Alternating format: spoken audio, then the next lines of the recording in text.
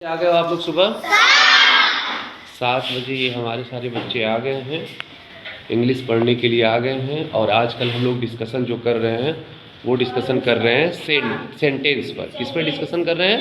Sentence पर हम लोग डिस्कशन कर रहे हैं। तो सेंटेंस का जो कॉन्सेप्ट है वो हम लोग अब पढ़ चुके हैं। अब हम काइंड्स ऑफ सेंटेंसेस के बारे में पढ़ रहे हैं। सेंटेंसेस के प्रकार, वाक्यों के प्रकार। तो जो हमारे सेंटेंस होते हैं वो 4 प्रकार के होते हैं। कितने प्रकार के होते हैं? 4 प्रकार के। पहला जो सेंटेंस है वो है असर्टिव सेंटेंस, या इसे स्टेटमेंट कह लेते हैं, विधि सूचक वाक्य। असर्टिव सेंटेंस या स्टेटमेंट विधि सूचक वाक्य। और ये जो असर्टिव सेंटेंस होता है ये खुद 2 प्रकार का होता है। एक प्रकार होता है इसका अफर्मेटिव या पॉजिटिव सेंटेंस, और दूसरा प्रकार होता है निगेटिव सेंटेंस। अफर्मेटिव या पॉजिटिव सेंटेंस को हिंदी में स्वीकारात्मक या सकारात्मक वाक्य कहते हैं, और निगेटिव सेंटेंस को निषेधात्मक वाक्य कहते हैं।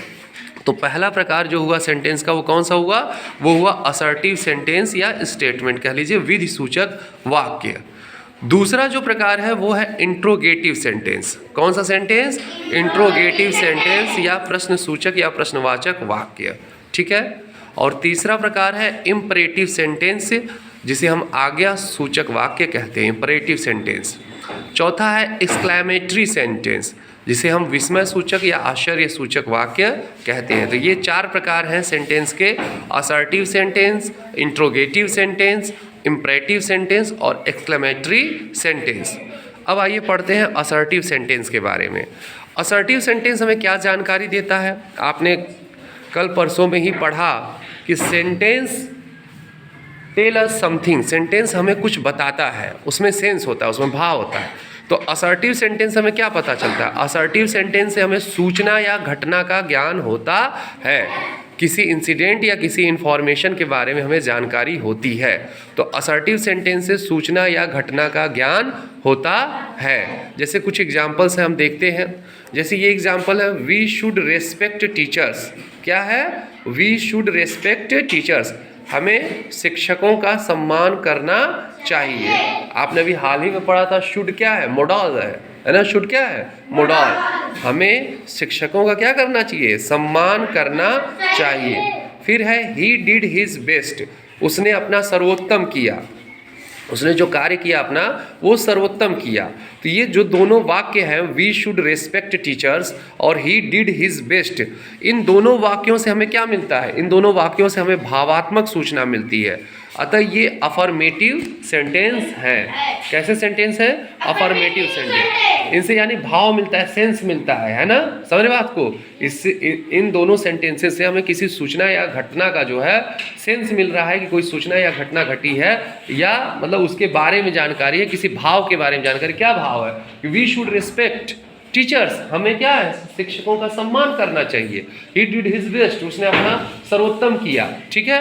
ये भाव एक मिल रहा है कि उसने जो किया वो सर्वोत्तम किया, और हमें अपने शिक्षकों का सम्मान करना चाहिए। नेक्स्ट जो 2 सेंटेंस है वो सेंटेंस है, Socrates was no coward. Socrates was no coward.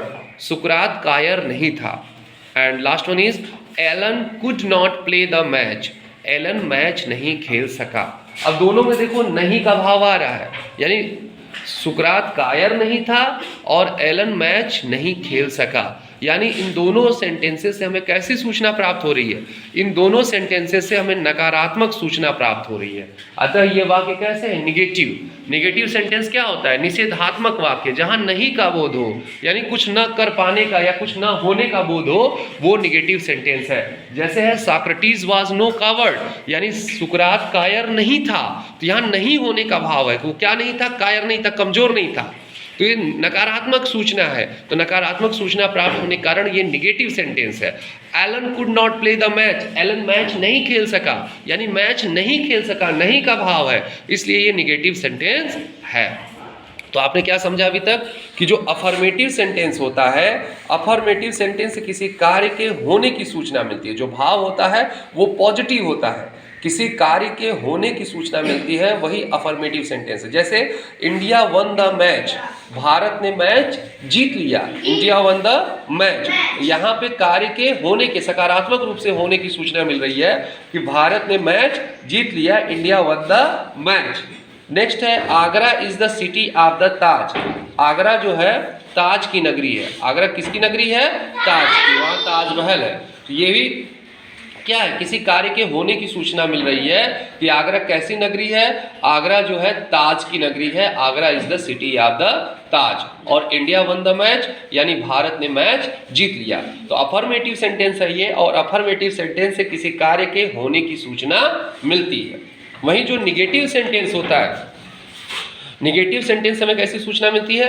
Negative sentence से हमें नकारात्मक सूचना प्राप्त होती है, नहीं का बोध होता है, निषेधात्मक सूचना प्राप्त होती है। जैसे ही इज नेवर नर्वस, वो कभी भी नर्वस नहीं होता है। वो क्या नहीं होता है? कभी भी नर्वस नहीं होता है ना, यानी उसे घबराहट नहीं होती। इज नेवर नर्वस, वो कभी नर्वस नहीं होता।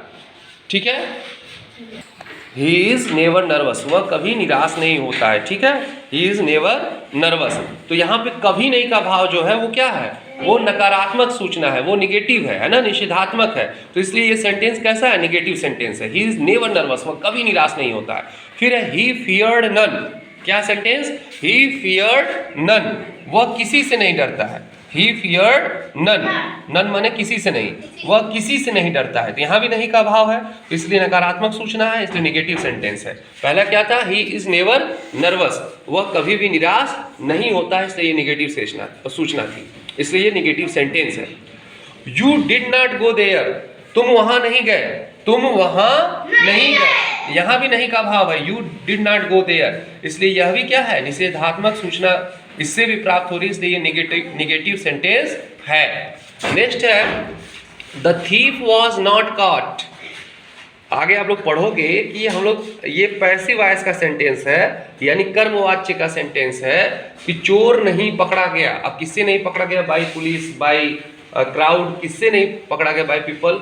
ये तो बात की बात है, but the thief was not caught, चोर नहीं पकड़ा गया।